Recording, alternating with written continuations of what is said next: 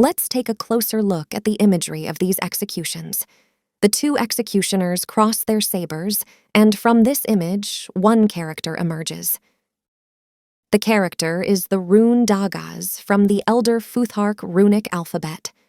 It stands for day, dawn, or awakening. Symbolically, Dagaz is connected to light, new beginnings, balance, and transformation. It often represents moving from darkness to light, symbolizing a breakthrough or enlightenment. However, the worst execution, one that will plunge the world into darkness, is about to take place. The story of One Piece began with the execution of the Pirate King. Then, just 2 years ago, his son was also executed. I believe we'll see another execution during the final saga. To be blunt, I believe the Blackbeard pirates will publicly execute Monkey D. Garp. I think Marshall D. Teach is planning to use this execution to take full control of the era for himself. So it's likely that execution will play a key role in this final chapter as well. First, 24 years ago, the world government publicly executed Goldie Roger, who had obtained the One Piece and learned all the secrets of the world. This goal was probably to use Roger as an example to show pirates that if they obtained the One Piece, something that was inconvenient for the world government, they would meet the same fate. However, Roger's final words about leaving the One Piece behind for the next generation of pirates only served to ignite their spirits, leading to the start of the Great Pirate Era. Then, 2 years ago, they publicly executed Roger's biological son, Ace. The world government intended to not only wipe out Roger's bloodline, but also defeat the Whitebeard pirates, the group considered the strongest at the time, to assert their dominance. But once again, Whitebeard's last words hinted at the existence of the One Piece, further inspiring pirates all over the world. From these two executions, it's clear that even though the world government achieved their immediate goal of carrying out the executions, the world shifted in unintended directions as a result. So far, all the executions have been done by the world government against pirates. This time, it will be the pirates executing someone from the Marines. Because of this reversal, I think the result will also be reversed. While Blackbeard's attempt to execute Garp might fail, the world will still change in the way Blackbeard wants. Incidentally, I believe this particular person will be the one to stop Garp's death. I owe everyone an apology. Since I don't cover the latest chapters or breaking news, my updates have been coming out slower lately.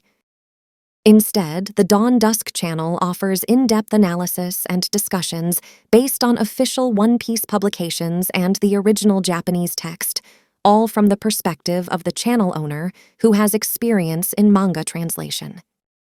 In addition, I've recently started writing detailed explanations of each chapter of the original One Piece in text form.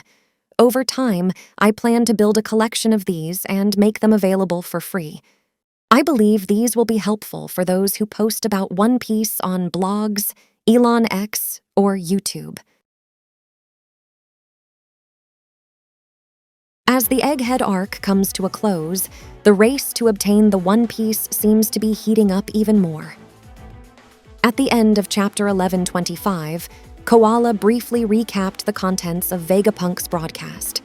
I've already shared this on X, but since the post didn't get much traction, probably due to the algorithm, I'll share it again here. During the Void Century, there was a massive war, and the ancient weapons used during that time caused the world to sink 200 meters underwater. The person who becomes the Pirate King by obtaining the One Piece will gain that power again. So, what exactly is that power? In Japanese, demonstrative pronouns like sono can be vague and refer to a range of things. In this case, that power likely refers to the ancient weapons mentioned just before, the ones capable of sinking the world beneath the sea. Whether Koala's interpretation is correct or not remains unclear, but if it turns out to be true, it means that after someone finds the One Piece, the ancient weapons or a comparable force will reawaken, leading to a massive battle that will engulf the entire world. But this brings up a contradiction. Oda-sensei mentioned in the SBS that the manga will end when we find out what the One Piece actually is. Based on that, I thought it would be a clean conclusion for Luffy and the crew to arrive at Laugh Tale, claim the One Piece, and wrap things up. However, if obtaining the One Piece also grants a world-changing power, then simply finding the One Piece won't mark the end of the story. What do you all think about this? For me, there's one way to resolve this contradiction. That would be if someone other than the Straw Hat crew gets their hands on the One Piece. This would allow a pirate to obtain the One Piece without the readers actually seeing it, creating the most powerful enemy ever, someone with the ability to destroy the world. I believe that someone will be Kuzan and Blackbeard. From a Dawn-Dusk perspective, Blackbeard is the most fitting character to be the final antagonist for the Straw Hat crew. What makes him perfect is that, from the start, he wasn't portrayed as the strongest pirate. In fact, he's often shown weak and pathetic sides, even begging for his life at times. His appearance? Honestly, he just looks like a scruffy man. But he's always been fiercely committed to his ambitions. He's cunning, strategic, and at times willing to take risks and leave things up to chance, which has allowed him to rise to the status of one of the Yonko. You could say he's Luffy's true rival, growing from nothing, with a zero bounty, alongside Luffy as part of the worst generation. Even in One Piece magazine, it's hinted that Luffy and Blackbeard are two sides of the same coin. By the way, I've translated an article about Blackbeard on my Patreon page, so be sure to check it out before it goes private. I believe Blackbeard will get to the One Piece before Luffy and the others, aiming to claim the world for himself. In fact, Vegapunk said something in his broadcast that suggests this. It's not guaranteed that the one Joy Boy wanted will be the one to obtain it. By presenting this possibility, it strongly hints that this scenario could actually happen. In other words, there could be someone among the D who Joy Boy didn't want, and that someone might be from Blackbeard's lineage. I've talked about the possibility of Blackbeard being a descendant of Davy Jones in one of my videos. In the end, I believe that Luffy, who inherits the will of Joy Boy and Roger, will face Blackbeard, who carries the will of Davy Jones and G-Beck, and ultimately defeat him to claim the One Piece. Then we'll witness the conclusion Luffy comes to, whether he chooses to sink the world or create a new one. That's how I think the story will end. I've got a theory related to this, which I plan to share soon on Dawn-Dusk. Stay tuned. So, how will the Blackbeard pirates obtain the One Piece? Let's review the current situation and make some predictions for what's to come. In Chapter 1126, we got a glimpse of what's happening on Hachinosu. Blackbeard was seen venting his frustration on Pizarro after both Kobe and Moria managed to escape, but he seemed satisfied after hearing that Kuzan had captured Garp. As I predicted in a previous video, Garp is still alive and has now become an even more valuable bargaining chip for Blackbeard. While Kobe is regarded as a hero of the Marines, Garp is a legendary hero on an entirely different level. As Garp himself mentioned, the future of the Marines may depend on the younger generation. But when it comes to negotiations with the world government, Pizarro is likely right. Garp holds far greater value. Summing up all the information we have so far, here's what the Blackbeard pirates have gained. Pudding of the Three-Eye Tribe, the Road Poneglyph, Monkey D. Garp, the ability to transform into Saturn, information on 2 ancient weapons. Pudding and the Road Poneglyph will likely be essential in the battle to claim the One Piece. If Blackbeard took a poneglyph from Law, he should have at least 2 by now, one from Wano and one from Zoo. Plus, since he kidnapped Pudding during the Whole Cake Island arc, it's possible that he also stole Big Mom's poneglyph at that time, which means he could already have 3. However, there's one issue we need to address.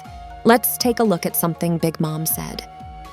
Roger could decipher the stones with his strange ability to hear the voice of all things, but I've got my own hidden ace who'll gain the same power eventually. Did anyone else notice something off here? That's right. Roger didn't actually have the ability to read the poneglyphs. When they found the poneglyph on Skypia, Roger could only understand the part about a great power, but it was Odin who deciphered that it referred to the ancient weapon Poseidon. So it's very likely that Big Mom was mistaken in thinking Roger could read the poneglyphs. But there are probably more mysteries surrounding the Three-Eye Tribe. When Vegapunk mentioned the rare races, she was shown in the same panel as Arbor from the Lunarian tribe, which suggests that she might also belong to a race connected to the God's country that existed before the Void Century. Additionally, Oda-sensei revealed some of Yamato's early character designs, which included a version where Yamato was a member of the Three-Eye Tribe.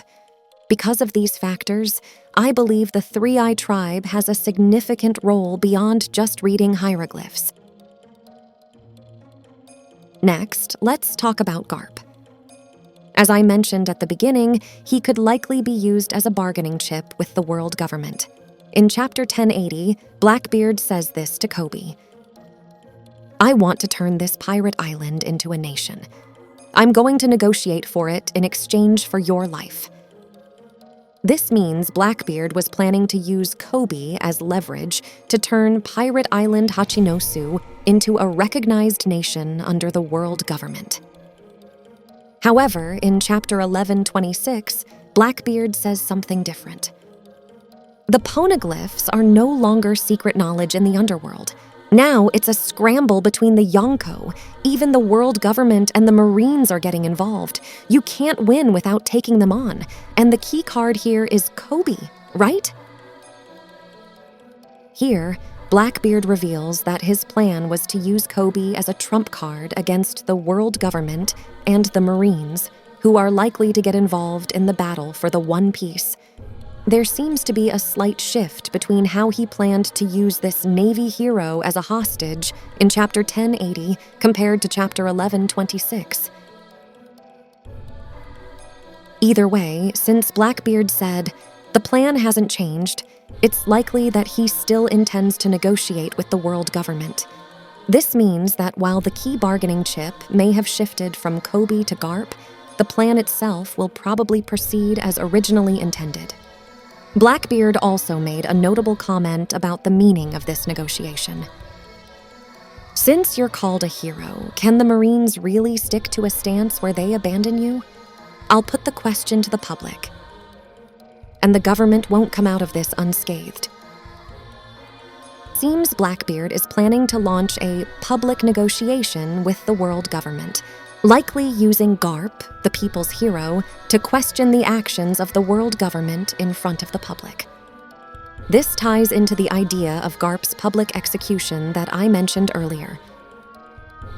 Blackbeard would likely use Garp to put pressure on the world government, forcing them to show whether they'll save their hero at any cost. As for the terms of the negotiation, one possibility could be the exchange of Garp for the poneglyphs.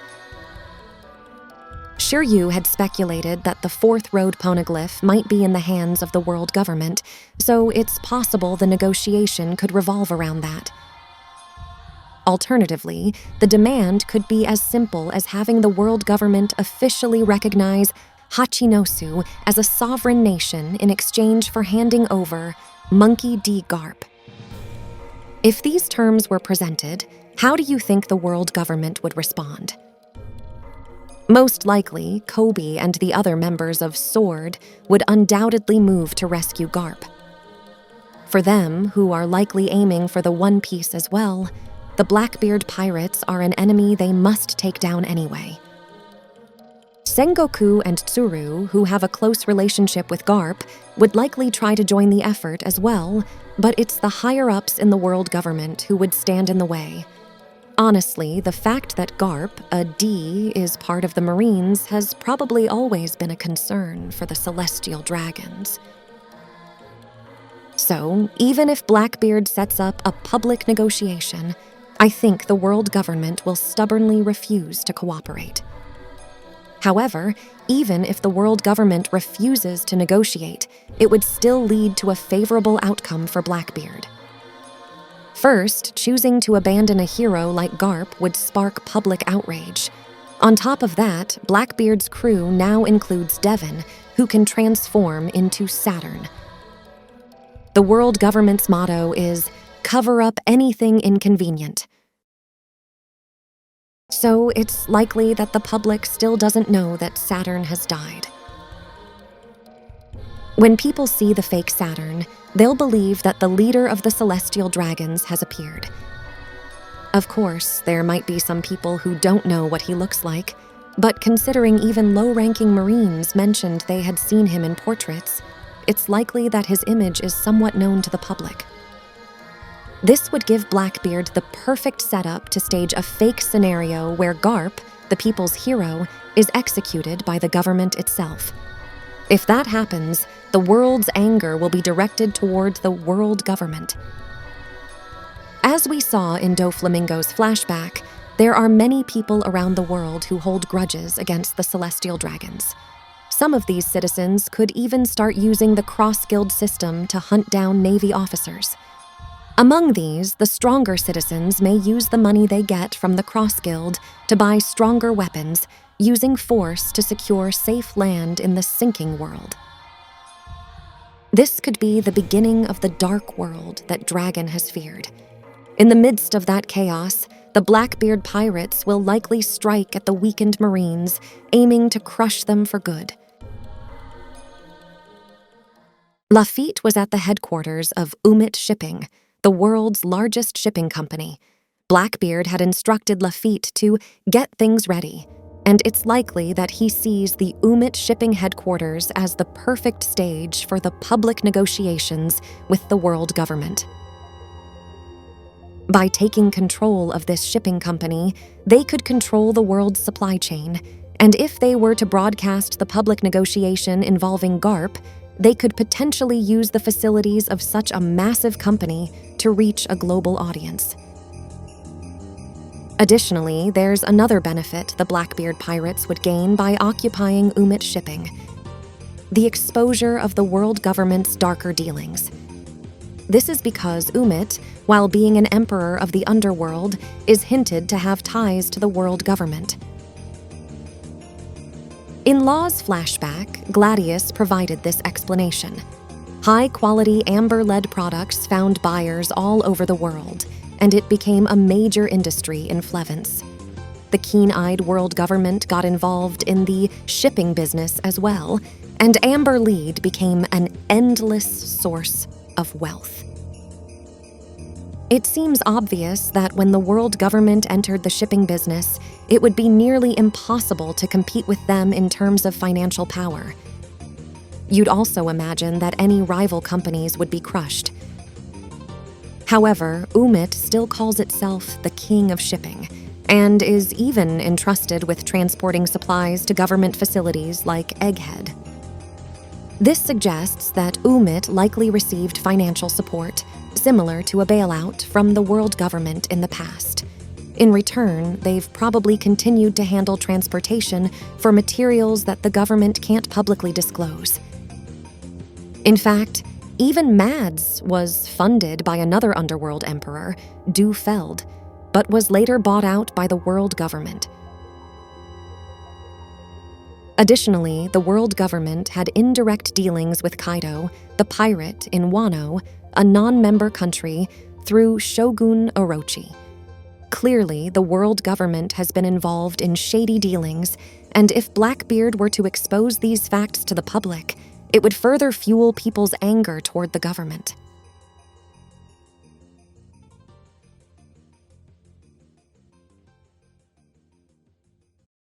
On a personal note, I believe Blackbeard has another huge revelation up his sleeve. The fact that the world government is connected to Emperor Shanks. Lafitte had previously infiltrated Mariejois during the discussions about replacing the Shichibukai, so it wouldn't be surprising if he managed to infiltrate the recent Leveille as well. With Lafitte's hypnosis, Augur's warp abilities, and Devon's shape-shifting powers, sneaking in would be relatively easy. In fact, the security at Mariejois is so sloppy that even Sabo could sneak in without breaking a sweat. During such infiltration, it's highly possible that Lafitte discovered the connection between the world government and Shanks. In fact, during the Marineford War, Blackbeard said, "It's still too soon to fight you," indicating that he has long anticipated a confrontation with Shanks. It's likely that Blackbeard has thoroughly investigated Shanks and any connections he might have. Shanks is feared as one of the 4 emperors of the sea, but if it were revealed that he has secret ties with the world government, people around the world wouldn't know what to believe anymore. I think this is Blackbeard's true aim.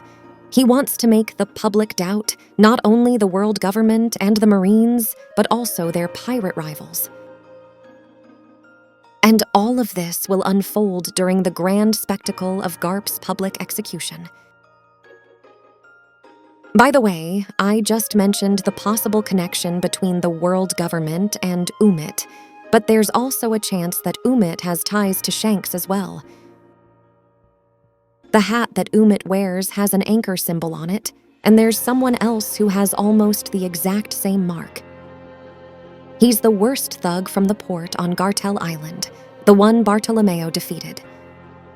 In the One Piece world, with pirates running rampant everywhere, it's easy to imagine that the shipping business is especially dangerous. So it's likely that this thug was hired by UMIT to protect Girdle's port from pirates like Bartolomeo. What's more, this island is part of Shanks's territory, so it's quite possible that UMIT and Shanks are connected. Hongo had intel that Blackbeard was away from Hachinosu, and if this information came from UMIT, it makes perfect sense. UMIT is the king of shipping in the One Piece world, so gathering information on the movements of the Blackbeard pirates would be easy for him. In other words, Shanks and Blackbeard are like a couple in a twisted love-hate relationship, always spying on each other's moves. I mean, they're practically inseparable. They even show up together on the covers of the manga volumes.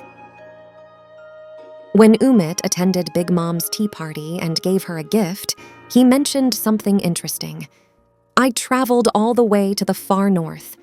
Coincidentally, Shanks also hinted at going to the far north. 12 years ago, Shanks told Luffy, "After 2 or 3 more voyages, I plan to leave this village and head far north." Fuchsia Village is already located in the northern part of East Blue, so if Shanks was planning to go even farther north, it's likely his destination was the farthest northern reaches of the world. Interestingly, there's another important figure in the story who also went to the far north. Our hero, Don Quixote do Flamingo. When Don Quixote Homing descended to live among regular humans, the place he ended up in was a non-member nation located at the far north. The people of this country spoke about how their sons had been killed by the celestial dragons and their daughters taken as slaves. This suggests that the celestial dragons have visited this northern region several times.